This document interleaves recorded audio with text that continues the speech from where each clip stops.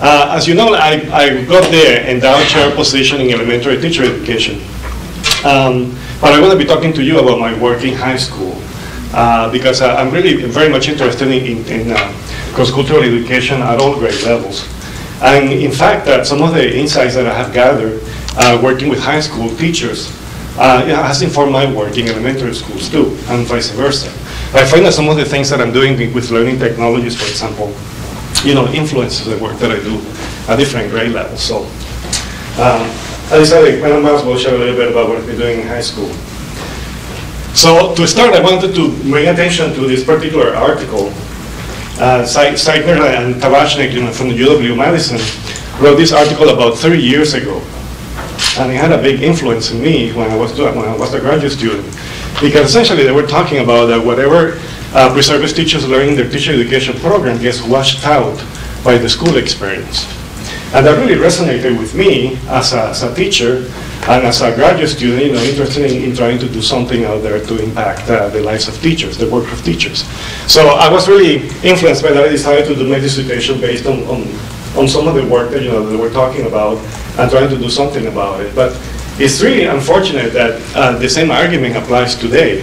When we look at some longitudinal studies being done, the variety of reports that have been produced about teacher professional development and teacher education.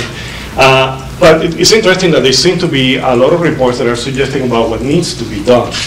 And this is something that I want you to pay attention to because there have been suggestions, like Lotz Horsley and her colleagues with a 1998 book on teacher professional development was a really popular book, and she actually describes a variety of dimensions that need to be taken into consideration in order to improve the teacher professional development.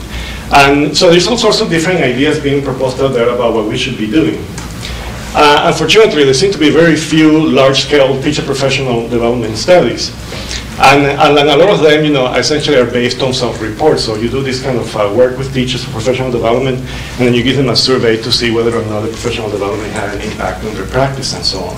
I mean, it's good to do, but it's not enough to actually make the kind of claims that we need to make to actually measure the impact that professional development had on teachers. Another thing is that there seems to be a limited or no assessment of the intervention impact on students' learning. So we get these kind of self-study reports, but we don't really get data on how that professional development efforts had an impact on student learning. So still there are a lot of good ideas out there, but we need to kind of learn more about what's going on. Because like I mentioned before, this idea about professional development being washed out by school experience, is still an issue today.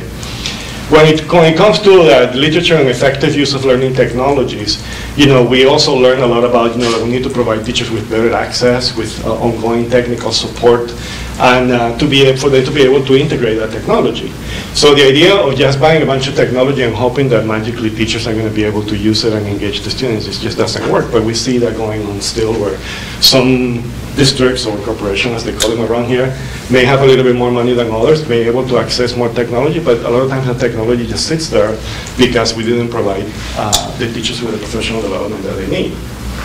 Then on top of that, then there's a lot of evidence that shows that it's very little of professional development having to do with improving teachers' abilities and sensitivity to work across diversity. So one of the things that I'm trying to do here then is again, a lot of these other studies that I wanted to highlight because there's so many of them with some really good ideas about what can be done. But one of the things that I wanted to do in this particular study then is what if we take a lot of those great ideas that are being proposed out there, through inferences and through some research, and then trying to look at the challenges to that intervention. What if we provide teachers with ongoing and sustained support, access to technology, and then what will be the challenges that they encounter then when you're trying to help them essentially implement that innovation? So that's one thing that I want you to keep in mind, then, that this study with novice teachers was more about the challenges that they encounter when you provide them with a lot of these good suggestions that are being offered out there, and then see if some of those suggestions stuck with them or help them become better teachers over a period of time. And essentially it's a 3-year project. To guide my work, then I use this framework called socio-transformative constructivism, which is a framework that I'm going to explain in a minute, but it has a strong emphasis in transformation, transformative work. So it's not necessarily just going there and taking notes about what is working or not working in the classroom, but also being more engaged with the teachers in providing support for them to improve their practice. So what is socio-transformative constructivism? I'm glad you asked, because I'm going to So very briefly, it's a theoretical framework. It's essentially a theory of teaching and learning that merges ideological orientation with epistemological orientations.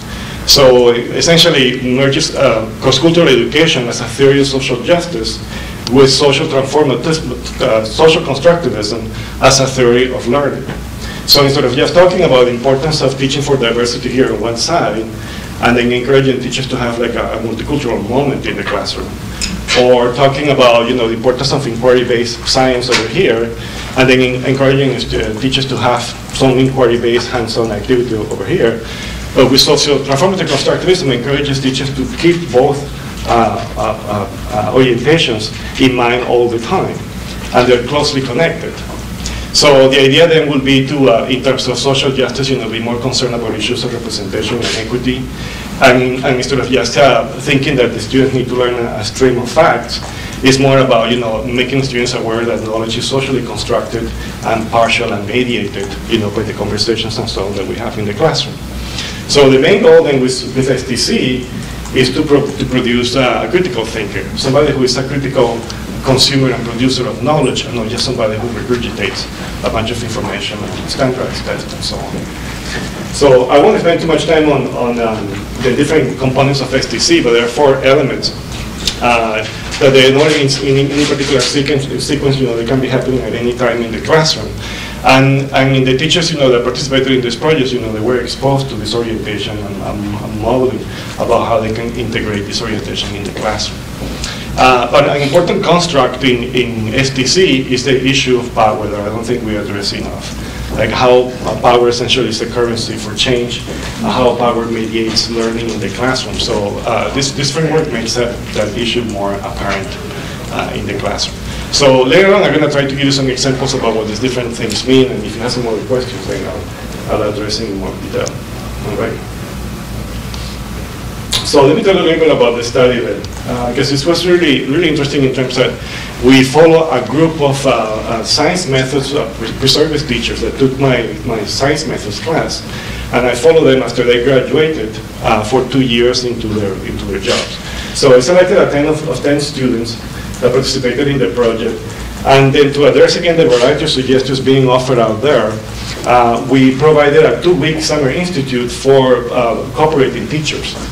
So these cooperating teachers were exposed to the same kind of activities and theoretical framework that my students were exposed to in the science methods class. In other words, these cooperating teachers, participating in a variety of activities that were hands-on, culturally inclusive, inquiry-based. So when the reservist teachers finished my methods class and they were placed for student teaching, they were placed with these particular teachers. So when there was an opportunity to do an activity about, well, I want to do something that is more culturally inclusive and hands-on, you don't have the problem of the teacher saying, well, what is that? What are you talking about? What is a concept map? They were kind of using the same discourse and on the same page in that sense. So that was an important component of the study. And then the idea of being able to follow them for a long period of time to see how some of the things that they learn in the teacher education program are transferring to their school practice. We had some students, that ended up getting jobs somewhere else, like moved out of the range. So we ended up with 4 students that I follow up in the study. 2 Anglo males, 1 Anglo-Female, and 1 Latino. And they all found jobs in the very culturally diverse and enriched schools. And they were offered with a professional development institute every year, every summer, to kind of refresh them some ideas about what STC was about, to talk about the challenges that they were encountering, and so on. And an important aspect of the study also is that we managed to buy a lot of high-end learning technologies like vernier probes, that you can attach to a computer and collect all sorts of real-time data, like CO2, pH, and so on. And usually this kind of technology is used more like in advanced high school classes. This was an opportunity to make it available into regular science classes, that the teachers were offering. So in order to collect data, we collect a lot of quantitative and qualitative data. But qualitative involved a lot of video and so on. And I hope I do get that grant that we just submitted a proposal for Studio Code, which is a really really sophisticated video analysis tool. So if we get it, we need to talk again. You'll be buying the martinis again. And then we did a series of ethnographic interviews with the teachers, like 2 to 3 a year. But we also interviewed the students because, again, keeping in mind challenges to the intervention and what I talked about earlier, we wanted to find out the impact of this project that it had on the students' learning, not just on the teachers participating in the project. So we did a focus group with interviews with the students, and we did an ethnographic analysis, and we used concept maps as a tool to measure student achievement. So, which again is another thing that is usually used more at the university level. Some advanced classes, it was an opportunity to use it in high school level, in really diverse schools. And the insights that I gathered there have helped me use concept maps with elementary kids in my other projects, which has been really interesting. So we have 2 people scoring the concept maps, with a high inter-record reliability. So these are some quick examples of the kinds of activities, that we offer, encourage the preservative teachers or novice teachers to do in regular classrooms that have to do more with inquiry-based and hands-on and minds-on. Like a digital quilt would be like getting students, to become familiar with using a camera and taking pictures of themselves and then creating a quilt of scientists that look like them to celebrate, the fact that they come from different cultural backgrounds. And then they can also put a picture of Ellen Ochoa, the first Latina astronaut, So they want an opportunity then to write a bit of a biography about themselves and about the Ellen Ochoa and so on. Okay. This is one example of one of the concept maps that we created. There's a lot of, concept map is a really strong field of research out there, not just in education, but in a variety of other fields of inquiry. And a lot of them, suggest different kinds of ways how to go about it, but we decided to do a semi-structured concept map. And so the unit, for example, the moon that's in the physics class, the astronomy class, is one of the most popular units that the teacher decided, well, let's do an STC unit on the moon, and then we will create the concept map based on the different things that he needed to cover for that unit. And we will give that, we'll print it in a large piece of paper and give it to the kids. The kids will be horrified when they see that big thing in front of them. And say, what? I'm supposed to know about this? But we encourage them to answer as much as they could the different kinds of questions. And as you can see, one thing that was also different is that we wanted them to make learning about the contributions of women and minorities important and central, and that we're getting tested on that too, which is one of the issues out there that we say that it's important, but it never shows up in any kind of test. So the students interpret that, well, it's not really that important then. You're not really asking me about what I know later. So we wanted them, to also show us what they knew in terms of contributions of women and minorities there. So at the end of the unit, then we will give them that concept map and then be able to measure the knowledge growth. So just quickly, we calculated at random repeated measures ANOVA for the concept maps, and there were different levels of STC implementation with the teachers, emergent, developing, and active. Most of them were the emergent, developing, in the first year, and despite the second year, most of them were in an active implementation of the STC framework, and we came up with a series of categories to allow us to say, this is what active for emerging is.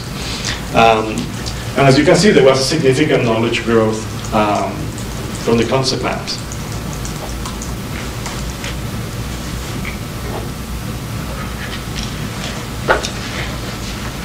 Okay. So we got 4 different units that we measured there. But I'm going to move on so I can give you a little bit more of a sense about what some of the teachers were saying, but we can come back to this if you like. So I'm going to tell you a little bit about the challenges that we encounter and some of the successes that we encounter.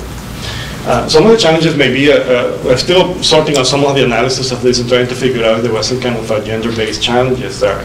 I won't spend too much time on that right now, but it was interesting to see that because the teachers were very successful and confident and were integrating technology and so on. This created a disappointment in a way because the teachers were given so much work, extra work outside of the classroom to be able to do some of this work. And if you can see the quote up there, I'm going to read it for you. It says, "My main disappointment this year has been all of the responsibilities. I came in with a fresh attitude after the Summer Institute, meaning the S2C Institute. And boy, I'm going to have this extra time this year. Now I'm going to have a basic curriculum to work with, and I'm going to have this extra time to design new S2C lessons, to get out new resources, but I'm extremely disappointed with all these additional duties that I have impacting on my teacher." So this astronomy physics teacher who then was assigned to do the astronomy club and also the science Olympiad that's been doing that, essentially finishing his first year of teaching.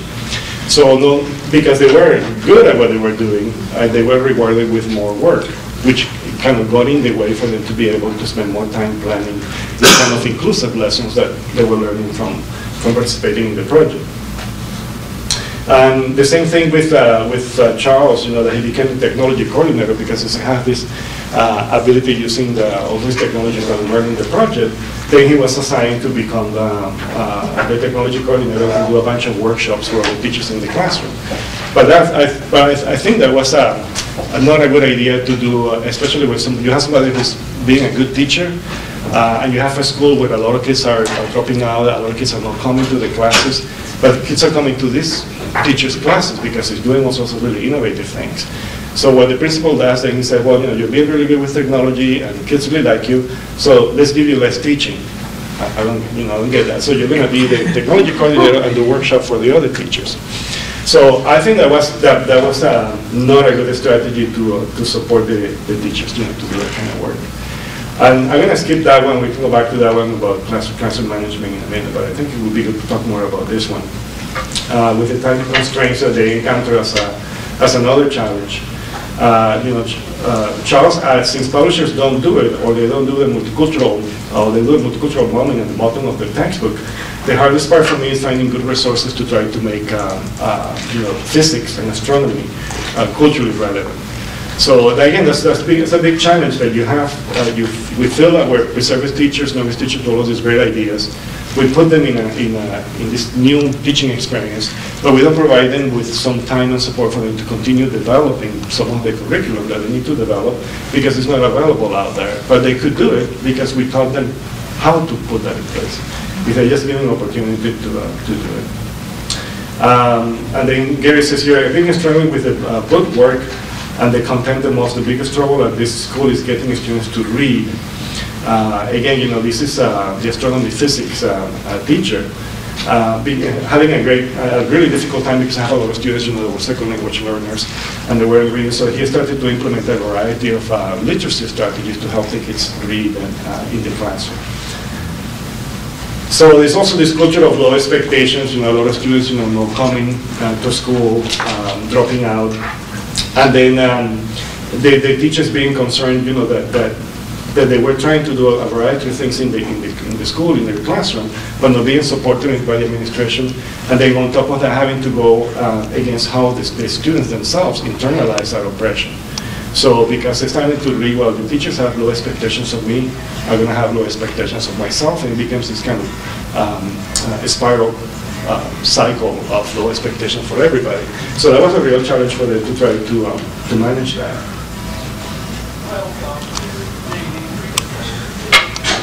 So in terms of the, that's an interesting thing. You want to swipe the camera over there so you can get a record of that? So some of the positive impacts on teachers' practice, it was obvious there was more student engagement. That we actually could see this going on in the classroom when we visited. But here's an example of when he says, I really like the robotic activity, the planet exploration rover, that the kids, put a planet exploration rover model together that can control with more controls. And he said, that worked out a lot better this time by actually having the students constructed and by breaking them into groups and by having each group responsible for different mission jobs. I didn't like the way we did it last year when the rover was already built. And just to show you a little bit about how we analyze this kind of discourse, using STC, is that you could say that, that he's talking about authentic activity, one of the elements of STC, and try to make the content more socially relevant when he's kind of talking about mission jobs and problem-solving scenarios. You could see how we're thinking about reflexivity, which has to do with being more aware of your own socioeconomic, academic, gender, and cultural location as a teacher, and how that positioning may affect how you relate with other students. So he's reflecting about, doing these collaborative groups and thinking more about being more inclusive for gender, ability, and language, and then using more model building based on cultural myth. He, for example, had a really cool activity where, before getting to talk about the moon, just to generate interest, he wanted kids to learn about how different cultures have different myths about the moon, and then develop some models to represent that to the class.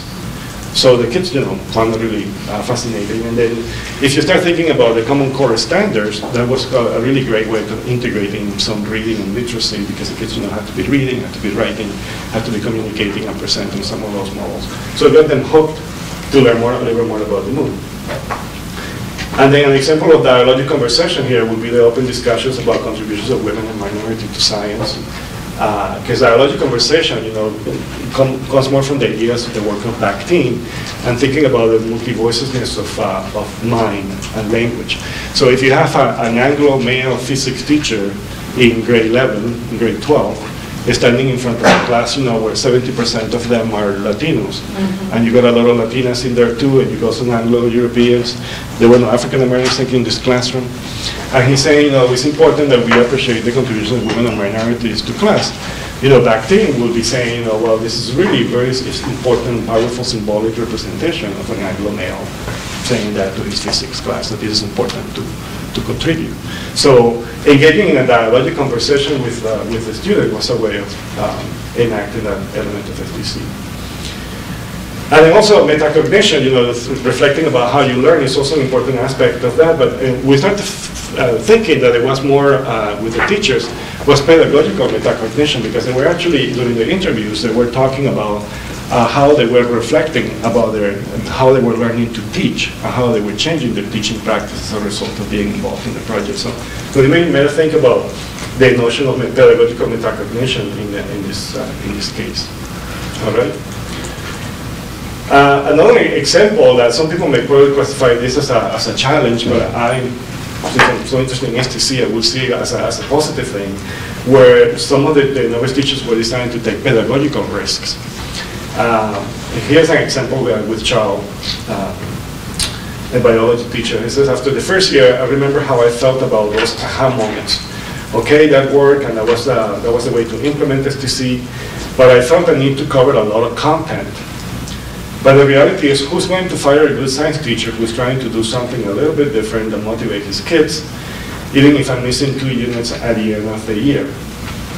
So again, to deconstruct this using STC, it's like, you here have a teacher who's really interested in addressing the issues that he's facing in the school. Again, a lot of kids are not coming to school, kids are dropping out, he's trying to find a way how to make science more culturally, socially relevant, more fun for the students to stay. But at the same time, he has the pressure in the school to be absorbed by what's the dominant discourse there. Have low expectations, just cover a lot of content, move on, collect your paycheck. In other words, Charles here was in danger of being part of what Seidner and Tabashnik was talking about in one that I mentioned earlier, of all of what he learned, all of his excitement and passion about teaching and doing something for kids, to be washed out by the school experience, because it would be easier than to give in to the pressure and just cover the content, get in there, and keep your job and so on. So he was reflecting with the dialogic conversation. It had to do with feeling more comfortable and opening up to what he was really thinking. He's saying, well, I really need to stop that, because I feel like I'm not really being the kind of teacher that I want to be. I see the kids still failing, and I'm being pressured to cover all these units. So he said, heck, I'm not going to cover all those units. I'm going to take pedagogical risk, and I'm going to concentrate more deeply in this these other units. And then it turns out that, as it says here, that his kids ranked 4 out of 7 on the standardized testing. So he felt vindicated that by taking a pedagogical risk and spending a little bit more time, his kids weren't last on the standardized testing, but they were doing all right, and maybe next year they will do even better. So that's one example of how biology conversation may play out in there. Is that making some sense? All right. Okay, so some highlights and implications here about what we could be doing. It seems like some of the suggestions being proposed out there about what can work in teacher professional development, I think they could work. The whole notion about being more ongoing, on-site, and responsive to teachers' needs, providing a lot of modeling, that seems to be useful. I think we see working also in our projects with elementary teachers. But we need to do more larger scale studies to do that. But that's one thing that I find really frustrating about the research going on in the United States, is that we seem to be just caught in this cycle of innovation. We just keep on producing a lot of good ideas out there that other countries seem to be taking up, like Indonesia, or they take up all of those ideas, implement them, and they're doing well. But we just keep on producing innovation, but we don't do the next thing, which is kind of scale up and then try to figure out, what are the challenges to that innovation, what is the impact on students' learning. We need to do a little bit more of that. And this is another thing, that we need to move from this narrative of despair. I mean, some of the things that we read there are so depressing that you feel like, oh wow, all these horrible things are going on, because some of the studies kind of tend to take a kind of deficit model about this is what's wrong with teachers, this is what's wrong with kids, this is what's wrong with parents. So it's a narrative of despair. And we got plenty of studies like that. In the last 4 years, we know a lot about what's wrong, what's not going very well. We need to do something about investigating, again, challenges to innovation. Or sometimes the studies are like some cheery narratives where everything was magically working so well. I was a teacher. I'm a little skeptical that things can work that well in a classroom, because being in a classroom is very complicated. So I think we need to provide a little bit more balanced stories. Talk about the challenges and talk about some of the successes about what went on. I think we could learn a lot more from that. So I find that the STC framework is very useful in terms of guiding professional development when you're interested in this kind of transformative research. Again, where the researcher becomes part of the research enterprise, not just necessarily going over there to take notes and take pictures and so on, but is also engaging with the participants and then trying to figure out what's working and what's not working. I don't think that makes a lot of sense, because sometimes some people say, well, are you influencing the research by being there? I say, well, yeah, heck yes. I want to influence the research. I'm already influencing it by being there. I just might as well want to make that part of the story. So in what ways our conversation had an impact in the ongoing growth and professional development of that teacher? Instead of the teacher saying, well, I'm having a really hard time implementing this idea, and me going, oh, that's interesting, tell me more. Why not say, well, have you thought about trying some of these ideas, and then see whether or not that would work or it wouldn't work. All right, so the STC pedagogy also had a significant impact on student achievement, as we can see, and then learning more and more about these different levels of implementation from the teachers. And one of the next steps that we're trying to do is develop an instrument that we're able to track and measure, how teachers move from one level to another. What are some of the things that they do or don't do to be able to move from emerging, developing, and active implementation. So it's one of the things that we're trying to do next. And another recommendation here that I think will be really important to prevent this washout phenomenon is just to get administrators, to be a little bit more sensitive that when you have these teachers coming in with these really great ideas and they look like they're going to be really good teachers, not to dump them with the science Olympiad and becoming the technology coordinator and do the workshops and so on, because essentially they're kind of sabotaging their own professional growth for these teachers. What they should be doing is providing them with more time for them to develop these culturally, socially relevant units, and then give them opportunity to share that with other people instead of sabotaging, their own, shooting stars in that sense. All right. How are we doing with time? We're about, yep, we're about there. We're about there. So I'm going to share this last word that we have a little bit of time. Because it's one thing that I think is revealing that Gary said. So I can imagine being a teacher without having been involved in pathways. That was the name of the project.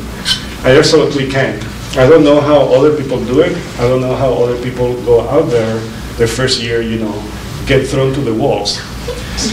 Pathways have allowed me to become much more comfortable with technology. Now I will try anything and that will work in the classroom. Because the teachers felt that kind of support in terms of professional development, where there will be opportunity for them to bounce some ideas and continue growing and become much more effective teachers. Now, school districts and corporations have like induction programs. They have somebody coming in and helping people do lesson plans. But we know that's not really working too well, and that's not really a great use of resources where we could be a little bit more responsive to the needs that the teachers have, and then keep on pushing and encouraging them to make the classes more culturally and socially relevant, not just expect them to be able to do them on their own without some kind of support. So I stop there, see what kind of questions you have.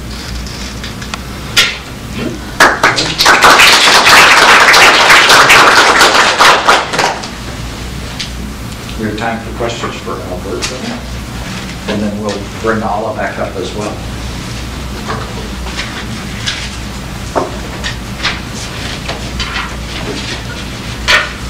Alberto, have you had a chance to look at, and I think the last name is Reagan, with regards to teacher innovation and orientation, how they orientate themselves to this innovation? Because I think that it parallels what you're doing. Oh, yeah? So this Reagan is the last name? Reagan or Regan. And there is this phenomenon that's happening, so how do teachers orientate themselves to that? Right.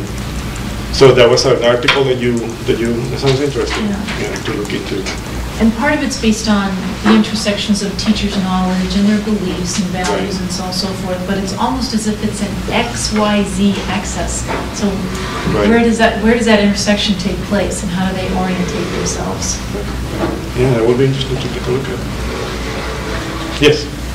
Could you talk more about what you mean by power? By power issues? Yes. Well, it's a really interesting construct, because again, when you think about an Anglo male teacher in a science classroom where the majority of the students don't look like him, or they come from different backgrounds, cultural backgrounds that he comes from. When with the STC framework, you're a little bit more conscious about how power dynamics may play a role in you connecting to the students to be able to encourage learning. So in other words, you can be the best prepared teacher ever in physics, with a strong background in your content area. But if you are not aware about how power dynamics may influence whether or not kids are going to engage with you, and it kind of relates a little bit with Ala's work here, you just could be standing on your head. And, I think that I was wondering is, so you may have this transformative experience within the classroom, but given the structured inequality in power, whether it's a community or say an urban site, so it's these constant layers of negotiation. So I'm just wondering about that. Well, I mean, it's multi-layer. Of course, goes outside of the classroom. But just using the one example about the teacher wanted to make a connection with the students. And then if you engage in a kind of dialogic conversation with the students and say, for instance, again, you're the Anglo male teacher, a lot of kids don't look like you, and you're going, hey, today we're going to be learning about physics, and everybody goes, what would be a great opportunity to engage in a dialogic conversation and find out what kind of experiences the students had with physics. And one of the things that we're trying to get participants in our study is just to reflect about how the way some students react to them may have nothing to do with them, but it may have to do with the experiences that they had with people that look like them. So if you are not aware and make some of those issues problematic, again, it doesn't matter what you do about or know about physics or how good you are about that subject, you are not making a connection with the students about what's important there. So that addresses issues of power, and being conscious and sensitive about how issues of power may play a role there is important. So in the workshop that we do, we talked about how preservative teachers can start making connections with the students, even when they find that it's challenging and difficult, so on. Okay. Yeah, Jake. I'm interested in how the focus groups played out with the students in terms of when you mentioned, there's sort of within the science textbook curricula, there's this sort of marginal space within multiculturalism and diversity may or may not make an appearance. And I'm wondering if similar experiences were with this classroom, if this is sort of as good a work as these teachers can do, it's sort of still seen as this marginal space and within a greater construct. So let me see if I understand. You want to see how the students were talking about their experiences in the classroom, in the focus groups. That's really good because it's a separate paper that talks more about, from the students' point of view, how this project impacted them. This is more concentrating on the teachers. But for us to be able to put a teaching into a category of emerging, developing, or active, we also took into consideration how the students in the focus groups were talking about their teachers. So if they were saying, well, I can't wait to come to that class because the teacher's doing all these really cool hands-on activities that are multicultural, whatever. And one thing that was really interesting is that kids were adopting pedagogical discourse when they were talking about their teacher, which we didn't expect. So the kids were saying, well, I really love it when the teachers, make us do these concept maps, because we get an opportunity to then show more our hierarchical knowledge or how the different ways that we're thinking. And saying, we're going, wow, because they're using the pedagogical discourse that we were exposing the teachers to. So they tended to name like POE, predict, observe, and explain. I want to do more problem-solving scenarios. So they don't say, I just like that. They will just kind of name it.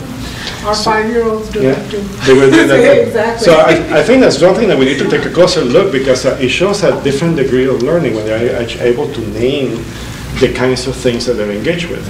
So and one thing that we decided to do is that we have same gender focus groups, because we wanted to just kind of do like a group with only 4 to 6 girls or 4 to 6 boys, because we found it was really interesting to hear the differences across gender, what they have to say. So we found that they have plenty to say about the teachers when we asked them, like how do you feel that the teacher is making science accessible to you? What kind of things did you like the most? And if they didn't like what the teacher was doing, they would let you know, oh, this is like, it's really cool when you're doing it, but it's really boring when we go back to the book and we're reading this and so on. So they were very informative. And I think we need to do more of that when we do this kind of larger scale studies to actually measure what kind of impact it's having on kids, not just on their knowledge growth, but also in their engagement, their emotional engagement with the subject area. For that, we need interviews. That probably is related to your presentation. Yes. I think also related to yours. Does your question? I'm really interested in the question you raised. Does that engagement matters, or how does that matters in terms of student learning? I think in terms of come up a measure whether different kind of engagement really, does that matters to enhance student learning or not, or how? I think it's a very interesting question, also related. I don't know if you have a measure to measure what this kind of STC. I do have a magic measure. Impact on student learning, or how, or but that's a really interesting aspect, because as we're developing this instrument to measure STC development in the classroom, there's one thing that came to mind is that you cannot be an STC teacher if you're not engaging the students. It just can't happen. That's for me, STC is a theory of teaching and learning. It's not just a theory of learning. It's not just a theory of teaching, and it is possible to teach without learning. The kids can be there and not learning, and it's possible for kids to learn in spite of the teacher. We know that. But we need is more insights about a theory of teaching and learning, one that can only happen, one with the other.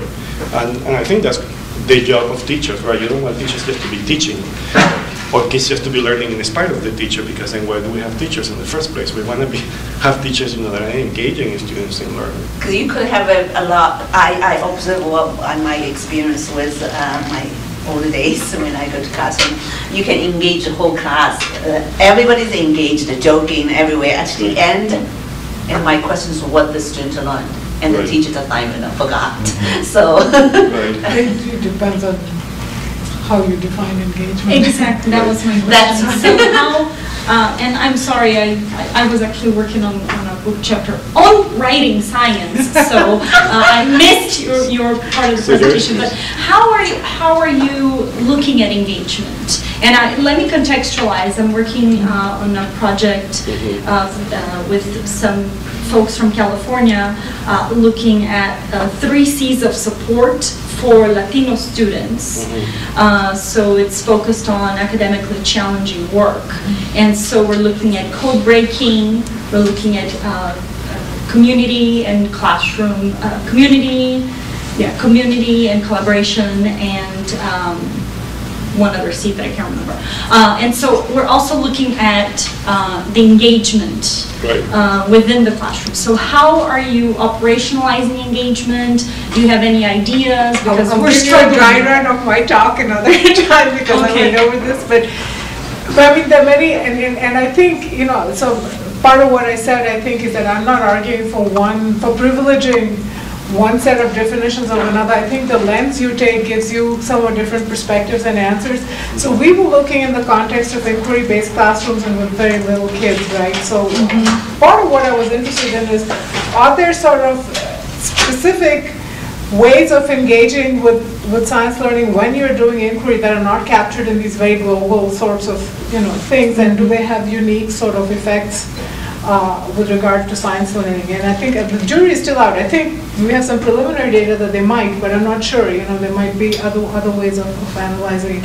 So our analysis was very closely tied to providing explanations for phenomena in the context of learning, posing questions. So when you're at a conceptual impasse, when people can't agree, can you propose a way out of it, sort of, and, you know, sort of epistemic thinking. Well, how can we resolve these differences? Is there a way out? So not necessarily looking at data, but saying, can we propose a procedure that might help us move forward? That's sort of the sorts of things that we were talking about. But a lot of my talk was also about the challenges of trying to do this right. So I don't have all the answers. Yeah. Okay, thank you. Yeah, I think it is a really great question, and we're trying to sort it out too. We took a lot of videos, because when we did the focus groups interviews and the interview with the teachers, we videotaped them. Because we feel that we're missing out a lot about the emotive engagement that students and teachers have when they're talking to you. I mean, actually, so if I show you a clip, you could see that when you ask the kids, you know, well, tell me about one activity that kind of stuck in your head about that. And then they say something, oh, when we did the rubber activity, and their eyes get big, and then they smile, and then they get animated.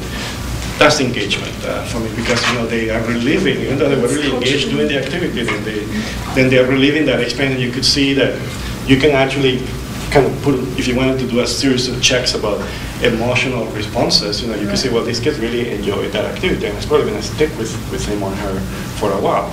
So I think that's what the video could be a really powerful tool to measure different degrees of engagement, you know, in the classroom when they're working with one another, and even after, you know, when they retell stories about engagement. But I think for me, it had to do more with, are the kids, have you created a need to know that the kids are able to pick something up and then take off with it? So it's not just the teacher actively engaging the students because the kids are just listening. It's about, you know, the teacher motivating the students, creating so much curiosity about something that they want to pick it up and they go on. The kids really doing that. And so one of the challenges, you know, that I think we faced in our work, so I mean, I didn't talk much about the teacher piece. It was focused more on the kid piece. We were looking at what teachers do as well. I think that interaction, that intersection, is, you're exactly right, is very important. But from a professional development perspective, so here are some of the things that we found challenging and our teachers found challenging in this work. So they do something great in the classroom, and you bring up the videos and they look at it. And in the next round of instruction, everybody tries to replicate the same conversation. And that's one of the things I found. So I talked about the example with the tulip bulb, and the next year everybody was bringing tulip bulbs, and even the original teacher was very frustrated because the next conversation, it's a different set of kids. Right. You're never going to replicate the first conversation again. And it never occurred to us that that's what the teachers were trying to do, but they were expressing a lot of frustration, and I'm not doing something right, and these kids are different, and when we sat down and sorted through it, so, you know, part of it is learning support techniques, but also learning that sort of, it's a very complex combination of having deep disciplinary knowledge so that you can see the science in kids' thinking, and be flexible so that you have a set of tools, but then you can pick up different things. You don't expect the conversations to be replicated all the time. You don't expect each kid to engage, each new kid to engage in the same way. I mean, and if that's what the teachers expect, they're setting themselves up for disappointment. Well, not to mention that you have second language learners, which is one of the questions I was going to ask you too, because you may have some of the kids that were not participating as much. Maybe there's a student, that is in his mind or her mind. They are so engaged. There are all sorts of things going on there, but maybe in their own language, but they're not able to communicate on their own. I actually have a concrete example. So in year 2, we sometimes would go into the classrooms, especially during small group work, and there was a little boy, and I asked the little boy a question, and it turned out he was an ELL learner, and everybody told me, even my own graduate students, oh, he doesn't speak English. And I just ignored them. I said, that's fine. And I continued to speak with him, and first of all, I said, what's your name? And he answered me, first of all, in pretty good English. So obviously he had, I don't doubt them that when he came in, he was 5 years old, maybe he didn't speak any English, but it had been several weeks he'd been in the classroom and he had learned some English. Yes. And so he was able to communicate. And when we went through small group discussion, he used a lot of hand gestures and drawings and things, and he was perfectly well able to communicate his ideas. But everybody from the teachers down to our own graduate assistants had, just based on that first week of class, decided that this kid can't participate. And there was a huge, and I didn't speak this child's native language, but but that's not the issue. I think the issue of empowerment is that you believe you can communicate across language. And I think that's where the technology that we were using was really handy, because if one of the things that we're learning is that if you provide students with choices about how to represent the knowledge that they learn. And then, because we were trying to get inside their heads, I'm still trying to develop a better way of asking questions to actually understand, because we will say, well, how did the technology help you learn about this material? And I say, well, it was a lot more fun, but you want to tell me a little bit more about what was fun about it, and how did it help you kind of retain that information? And they would say, well, it was kind of more fun because it was, I was able to play with it, I was able to move it, I was able to cut and paste pictures and put it somewhere else. So the dynamic aspects of using technology really engage them. We come back to the engagement. So if you're able to manipulate knowledge and represent knowledge in different ways, I think even the second language learners will be a little bit more engaged, because they feel that they don't have to rely only on verbal communication. They could be using a PowerPoint, they could be using cutting and pasting something to make a Word document, but to be able to represent what they're learning. I think we need to also be paying attention to a different level of engagement. Speaking of technology, I'd like to hear your perspectives on this new generation of teachers we call, who grew up with technology, who call digital native. How do they engage professional development? How do they use technology? It's apparent different from the experienced old teacher, traditional teacher that we have been teaching in our professional development program. So I'd love to hear your perspective. Well, I think we're making a horrible mistake in not engaging teachers, especially this new generation of teachers that are more technologically savvy than we were, and giving an opportunity to access our technology, because some of the students, pre-service teachers that I work with, and then they get placed in a school, and then they go there with an iPad and with their, their iPhone, and they're surrounded with all of this technology. And then, they are not allowed to use their phone when they're there, because they have the rule that, you can only, in an emergency, you're only allowed to use a phone. Kids are not allowed to use the cell phones, where we know there's also a really powerful application where kids can be doing voting right on the moment there, and then you can see the results of their voting. So even if you don't have fancy computers or smart boards or whatever, most kids have a cell phone. They could be doing all sorts of technology with that. But we're not really providing our students with more opportunities to kind of how to counter the experiences that they're going to encounter in the schools. So I'm trying to get a little smarter in my science methods classes, because I talk to my students how to be activists in my science methods class. And we talk about strategies about when you have a teacher who is not giving you space to try some of these ideas, what kind of strategies can you implement to kind of get that teacher to give you a little bit of space, to have an opportunity to try some of these ideas, to use some technology and so on. Because teachers say, well, you're just going to make me fall behind, and stay to the overhead projector, don't use any kind of technology because you're going to be wasting time. So we need to provide teachers with more ideas about how to counter that when they go out there.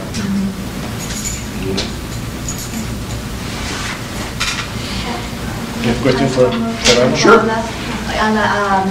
So in your project, we started seeing some promising results, right? That they show higher level of cognitive engagement. And what was the main intervention? I might have missed this from your presentation, but what was the main intervention or factors in your SLP project that might have influenced the increased level of cognitive engagement? So it's actually, it's multifaceted. One of the things we gave a lot of thought to from a curricular perspective is what are the sets of phenomena that children will excite kids, that they can really engage in, that they, there's a lot of things that you can do. So in psychology, which is my root discipline, people love to go to preschoolers and help them see what sinks and floats or how fast things go and do very neat controlled trials. But I always say that that's a losing proposition from a developmental perspective, because these kids don't even have ordinality down at the age of 4, so why would you try and teach them ratio concepts, right? And so we really put a lot of thought into what are those sort of life science, what can they understand about adaptation? Now, clearly they're not going to understand natural selection and evolution, that's not the goal, but what can they reasonably understand about the adaptation of structures to environments? What can they understand about growth and development? What sorts of phenomena do we bring in to help them do that? So that's one part of it. So the material structure of the task is important. We worked a lot with the teachers to create conditions for inquiry conversations. Now, despite all the questions I raised, I do believe space for dialogue is important. Okay, and I'm struggling with how to research that and challenge that, but that's a philosophical belief that I have, that in large part science is engaging directly and virtually through journals and things like that in conversations with peers, and that's what I'm trying to recreate a community of practice, right, for students. That's I think another important part. Students also also had a chance to really engage very directly in collecting and making sense of data. So even the broad task parameters were given to them. When I said we're going to use science notebooks, even a lot of my colleagues said, really, with 5-year-olds, how does that even make sense? They can't read and they can't write. And I said, well, they're learning to read and write. And so one of the interesting things is that kids in the SLP project, even though this was not really about reading, ended up having much higher reading comprehension score, passage comprehension and vocabulary scores than their comparison peers in similar classrooms that were not part, because they were engaged in a lot of oral language, but also in creating models, drawing, and they were using, what we used early literacy practices, so they could use invented spelling, or they could ask an adult to write something for them. They could tell an adult what to write for them, or they could use some combination of those things. So all of those things, I believe, sustain engagement. But really, I think the best classrooms were the ones in which kids actually saw themselves as doing science, and they would talk about it. So to go back to the idea of adult, at the end, when so one part of the structure of the activity was to share, to communicate what you had learned. So they would do these poster sessions, and they would invite other classrooms or parents or people like that to come in and look at them. And then you would hear the kids saying things like, well, we did an experiment and we observed what happened, and then we wrote it down in our notebook so that we could go back and look at it. So really fancy stuff, for a 5-year-old to be saying. Scientific So, I think it's multifaceted, And like many complex interventions, people always ask me, how do you know it's this and not that? And my answer is, I don't. But I think the whole is sometimes greater than the sum of its parts, and I start wondering, if you start, isolating every one of these things, you might find that none of them give rise to engagement. Well, I think we're out of our allotted time. I appreciate everybody.